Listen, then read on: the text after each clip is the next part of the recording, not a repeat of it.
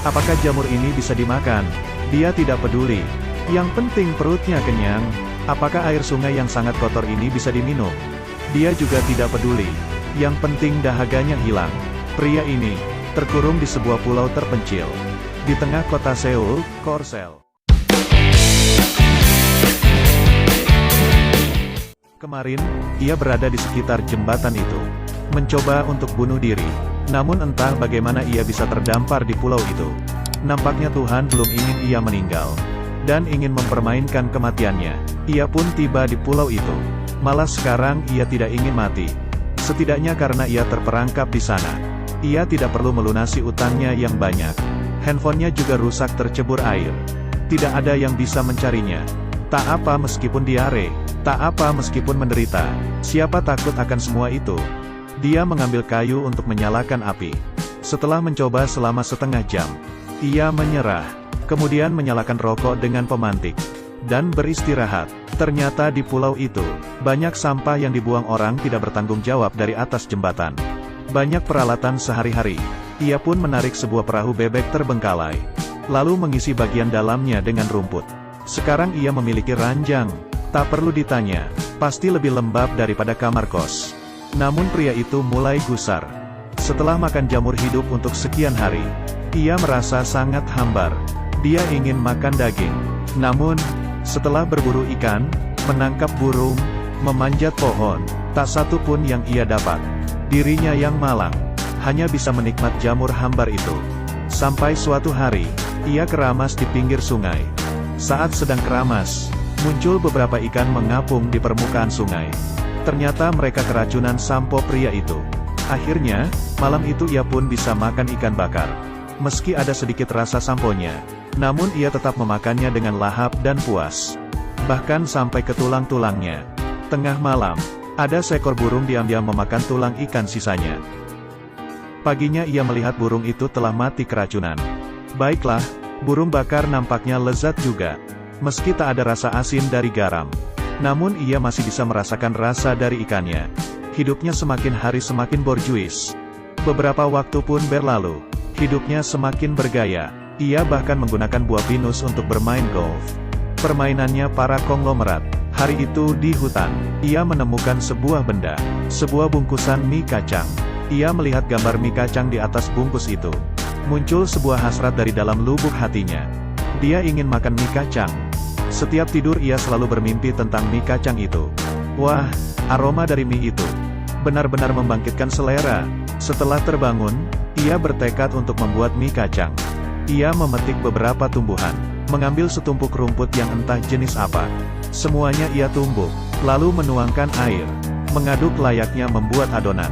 Namun segenggam tanah hitam itu tak kunjung menyatu. Setelah setengah hari berjuang, ia hanya bisa makan ikan bakar saja. Suatu hari saat ia sedang tidur siang, ia mendengar beberapa ekor burung membuang kotorannya di atas perahu bebek. Tiba-tiba ia mendapat pencerahan. Ia mencolek kotoran burung itu dengan tangannya. Melihatnya dengan teliti. Jika burung memakan tumbuhan, maka di dalam kotoran mereka pasti ada bibit tanaman yang tidak tercerna. Ia pun juga bisa memanen tumbuhannya. Ia pun segera mengeruk semua kotoran itu. Setelah terkumpul, ia pergi ke tengah pulau, mencari tanah yang mengandung cacing. Di sana ia mulai menanam kebunnya sendiri. Ia setiap hari mengumpulkan bibit, lalu disebar ke atas tanah. Karena takut tanamannya dimakan burung, ia pun menggunakan jasnya untuk membuat sebuah orang-orangan sawah. 3 bulan berlalu, ia telah menjadi seorang Tarzan yang handal. Ia sekarang memiliki rutinitas hidup. Semakin lihai memancing ikan. Setiap memancing pasti selalu dapat. Ia juga dapat dengan mudah memanjat pohon, lalu mengambil telur burung, dan menggorengnya di atas sekop bekas.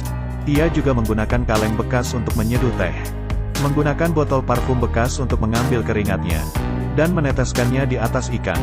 Untuk menambah cita rasa, tanamannya pun mulai tumbuh. Setiap hari ia mengumpulkan barang-barang bekas di seisi pulau.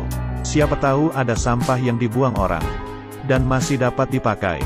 Sampai suatu hari, ia tiba-tiba menemukan sebuah botol bir kosong. Di dalamnya terdapat secari kertas. Apakah ini surat dalam botol? Ia mengambil kertas itu. Ternyata hanya berisi sebuah tulisan kecil. Halo, Tiba-tiba ia teringat, ia pernah menulis di atas sebuah pantai. Dengan kata yang sama, yaitu, hello. Apakah ada yang membalas pesannya itu? Kemudian, ia mengganti tulisan, hello, tadi. Menjadi, how are you, apa kabar? Hari kedua, ia kembali menemukan sebuah surat botol, bertuliskan, fine, THANKUNU, aku baik, bagaimana denganmu? Aku yakin kalian semua bisa menebaknya. Apa kalimat selanjutnya? Surat botol itu menunjukkan bahwa ada seseorang yang diam-diam mengamati kehidupan primitifnya. Hari itu juga, ia melihat tanaman jagung yang ia tanam. Telah tumbuh sebuah jagung kecil. Ia senang bukan kepalang. Tak habis pikir, entah dari mana, pulai tersebut kedatangan satu orang. Ia adalah seorang pengantar makanan. Ternyata dia memberi si pria 3 piring kecil mie kacang. Dengan rasa original, bawang, dan seafood. Serta beberapa cemilan. Sepertinya dia adalah orang yang mengirim surat botol selama ini. Ia sangat mengerti si pria. Namun setelah berpikir, ia malah mengembalikan semua mie kacang itu. Sembari berkata ke si pengantar makanan, aku memang ingin sekali mie kacang.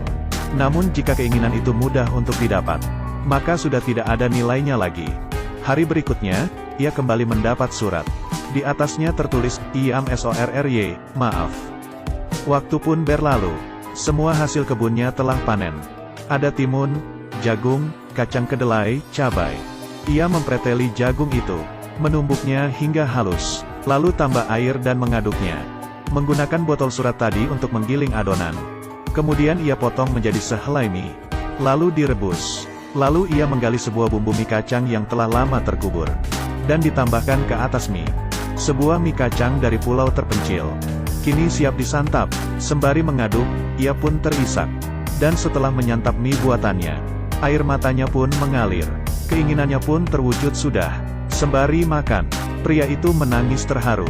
Selama ini ia merasa bahwa apa yang ia lakukan selalu gagal.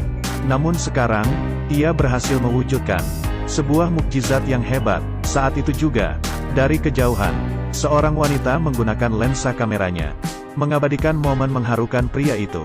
Wanita itu adalah sahabat jauh dari si pria. Dia sudah 3 tahun tidak keluar dari rumahnya.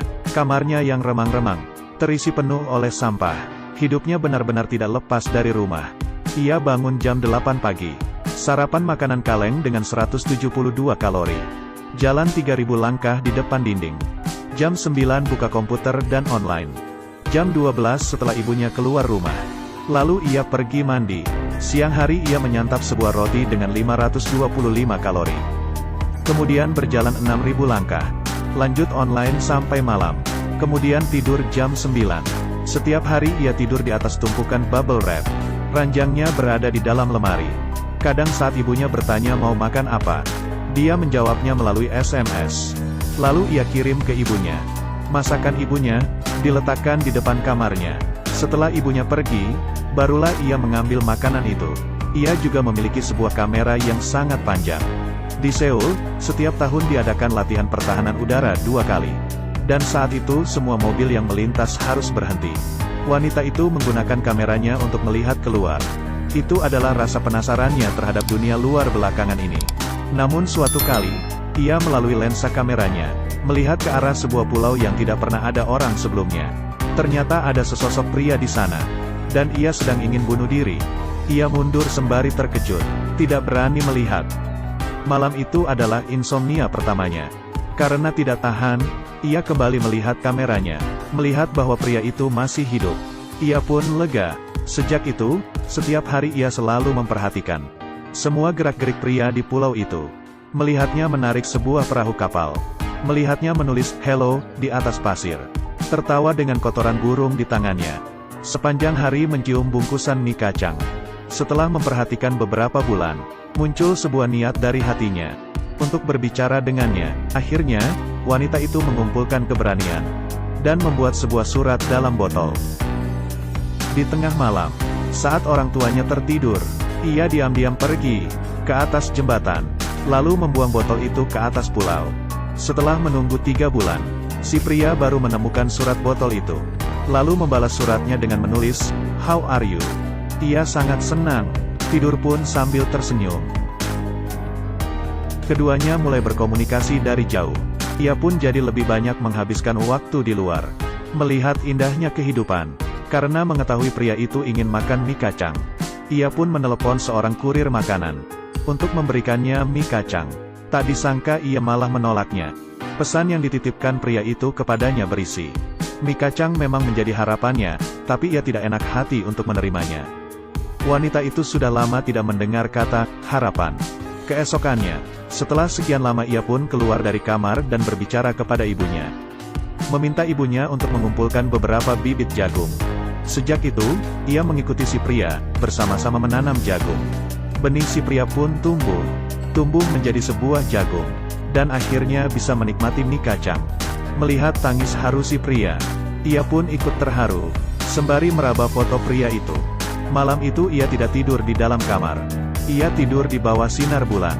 Hidupnya semakin bercahaya, sampai suatu hari, pria itu menulis kembali di pasir. "Who are you? Siapa kamu?" Pria itu ingin berkenalan dengan dirinya. Namun ia takut, sebab ia sudah lama hidup sendiri dan kesepian. Ia pun tidak membalas pesan si pria. Hari berikutnya, si pria mencari surat botol itu kemana-mana. Namun ia tidak menemukannya. Ia pun menulis kata, "Why? Mengapa?" Wanita itu melihatnya, sangat tidak senang. Ia pun tidak mempedulikannya. Pada malam beberapa hari berikutnya, badai melanda Seoul. Pria itu dilanda bencana. Ia ingin menyelamatkan kebunnya, namun semua tanamannya habis terseret air. Air sungai pun meluap, menyeret perahu bebeknya. Bahkan tempat tidurnya pun lenyap. Hari kedua, si wanita tidak tahan untuk terus menghindar darinya. Ia pun melihat tampang si pria yang telah kehilangan semua miliknya. Ia menjadi sedih. Saat itu juga, sekelompok petugas kebersihan muncul di pulau itu, dan ingin membersihkannya. Setelah melihat si pria, mereka menyuruh si pria untuk meninggalkan pulau itu. Pria itu tidak mau. Setelah berkejaran, petugas kebersihan yang berjumlah banyak itu akhirnya berhasil menangkap si pria. Mereka tidak mempedulikan tangisannya, tidak mendengar semua permohonannya, memaksanya untuk mengenakan baju, lalu membawanya pergi. Melihat ekspresi putus asa pria itu, sebelum meninggalkan pulau, si wanita tiba-tiba tergerak untuk menyelamatkannya. Kini hatinya bersemi cinta. Dirinya pun tidak takut lagi. Dia membuka pintu rumah, lalu pergi keluar. Langkah kakinya, bagaikan seekor kuda yang berlari bebas. Sementara itu, si pria ditelantarkan di pinggir jalan, sendirian. Ia adalah raja di pulau itu. Namun di tengah masyarakat, ia adalah seorang gelandangan yang hina.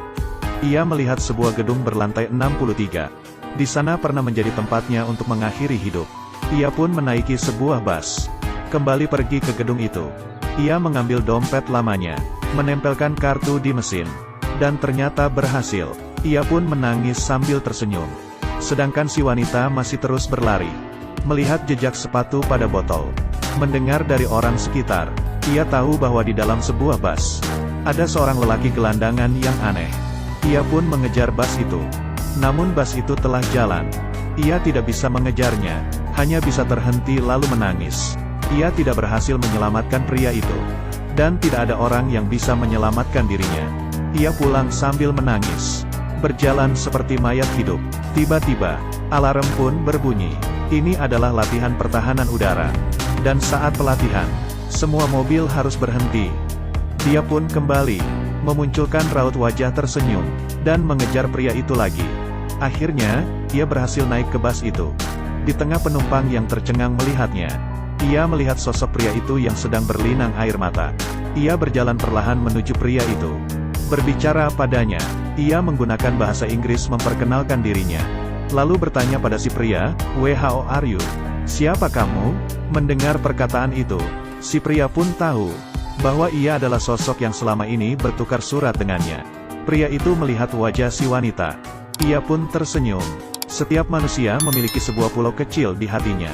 Mungkin ada kalanya pulau itu terisi penuh oleh sampah. Ada kalanya dilanda badai ganas. Namun jika kamu menanam pulau itu dengan bunga, maka percayalah, suatu hari, malaikat pun akan terharu.